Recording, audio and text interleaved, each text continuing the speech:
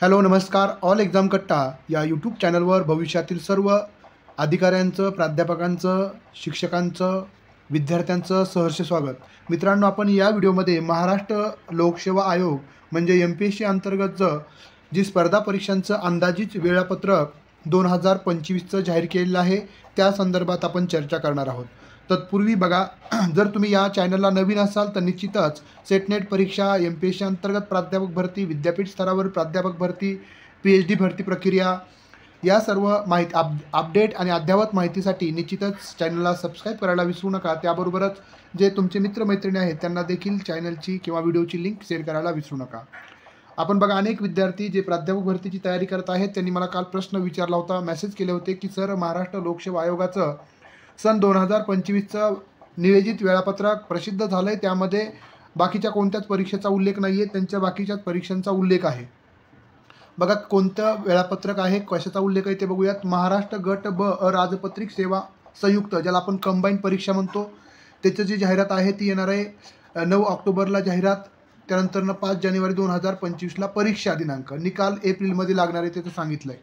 त्यानंतर महाराष्ट्र गट ब अराजपत्रित सेवा संयुक्त मुख्य परीक्षा ही जून 2000 म्हणजे या पूर्व परीक्षा आहेत, त्याच्याच मुख्य परीक्षा जून 2025 आणि सप्टेंबर 2025पर्यंत अंतिम निकाल लागेल हे सांगितलेलं आहे कंबाईन क्लास बचं. त्यानंतर क्लास 3च्या जे कंबाईन आहे संयुक्त परीक्षा, ज्याला आपण कंबाईन परीक्षा म्हणतो, त्याचं दिलं आहे महाराष्ट्र शिक्षण सेवा महाराष्ट्र गट क संयुक्त परीक्षा, ज्यामध्ये वरील सर्व पदांचा समाविष्ट आहे, जी 9 ऑक्टोबरला जाहिरात. त्यानंतर आपण जर बघितलं तर 2 फेब्रुवारी 2025ला परीक्षा होणार आहे, मेमध्ये निकाल लागणार आहे. त्याची मुख्य परीक्षा आहे 29 जून, निकाल आहे ऑक्टोबर 2025.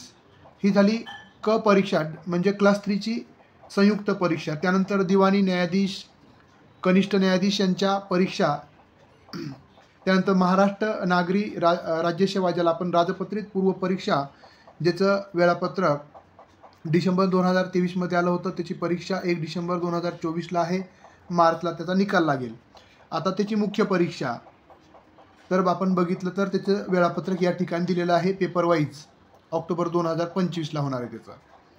त्याच्यानंतरनं महाराष्ट्र वनसेवा मुख्य परीक्षा, त्याचं वेळापत्रक या ठिकाणी दिलं आहे, आपण पाहू शकता. मुख्य परीक्षा, अंदाजित तारीख, पूर्व परीक्षा, त्याचं स्वरूप. महाराष्ट्र स्थापत्य अभियांत्रिकी सेवा, महाराष्ट्र कृषी सेवा, त्याचंही वेळापत्रक या ठिकाणी पूर्व मुख्य परीक्षा दिलेलं आहे. त्यानंतरनं महाराष्ट्र राज्य नागरी पूर्व परीक्षा, ज्याची जाहिरात 2025मध्ये येईल, परीक्षा 25 सप्टेंबर 2025ला होईल आणि निकाल लागेल जानेवारी 2026ला. त्याचीच मुख्य परीक्षा त्यांनी सांगितलेलं आहे की दिनांक, कारण ही 26ला होईल. अभियांत्रिकी परीक्षा व त्यानंतरनं स्थापत्य परीक्षा हे दिनांक पुढे 2026साठीचे, त्यामुळे त्यांनी ते राखीव ठेवलेले आहे. त्यानंतर बघा, महाराष्ट्र अन्न व औषध प्रशासन सेवा मुख्य परीक्षा, पूर्व परीक्षा, निरीक्षक वैद्यमान शास्त्र मुख्य परीक्षा, महाराष्ट्र वनसेवा मुख्य परीक्षा 2025च्या ज्या नियोजित तारखा आहेत आपण म्हणजे त्या 26ला परीक्षा होणार आहे. त्यानंतर दिवाणी न्यायालय, पुढे बघा, पुढे पण दिलेलं आहे महाराष्ट्र क परीक्षा. अशा पद्धतीचं जे हे नियोजित जे वेळापत्रक आलेलं आहे तुम्ही पाहू शकता. ह्या सर्व रेग्युलर परीक्षा आहेत. संयुक्त परीक्षा गट क, गट ब, गट अ, जी राज्यसेवा आपण म्हणतो. त्याच्यानंतरनं परत दिवाणी, स्थापत्य अभियांत्रिकी सेवा, कृषी सेवा, वनसेवा, ह्या नियमित पद्धतीनं दरवर्षी 1 काय 2 जागा भरायला त्याची प्रिय असते, पूर्व परीक्षा असते, मुख्य परीक्षा असते, त्यानंतर त्याची भरती प्रक्रिया म्हणजे पुढे जाते. तर हे जे सर्व आहे शासनाने संबंधित संवर्ग पदासाठी विहित केलेल्या मागणी पत्रकानुसार पुढे त्याचं वेळापत्रक जाहीर होईल असे त्यांनी टीप दिली. त्यानंतर वेळापत्रक अंदाजित असून त्यामध्ये काही बदल होऊ शकतात असंही त्यांनी सांगितलं आहे. वेळापत्रक सद्यस्थिती दर्शवण्यात आलेली आहे.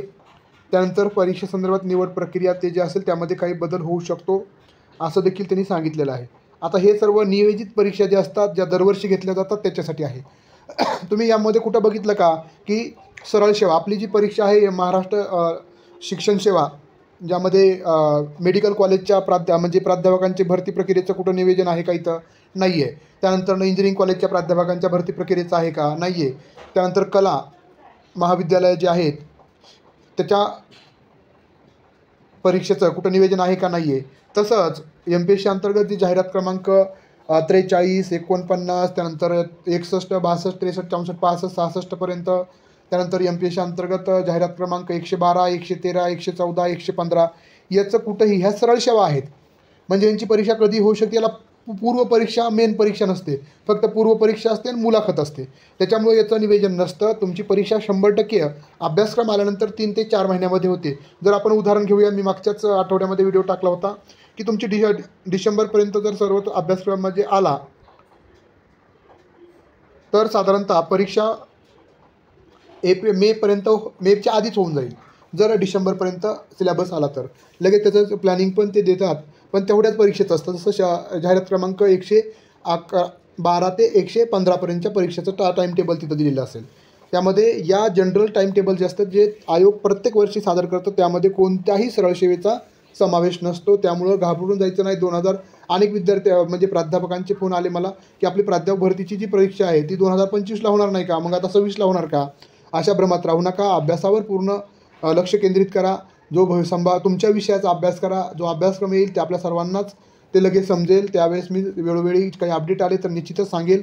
फक्त सध्या आपल्याला एकच जागा पाहिजे. त्या एक जागेसाठी किती अभ्यास करणं गरजेचं आहे, त्यानुसार अभ्यास करा. निश्चितच तुम्ही यश संपादित करू शकणार आहात. चालेल, आज आपण इथंच थांबूयात. धन्यवाद. हा व्हिडिओ आवडला असेल तर निश्चितच आपल्या मित्रमैत्रिणींना शेअर करायला विसरू नका.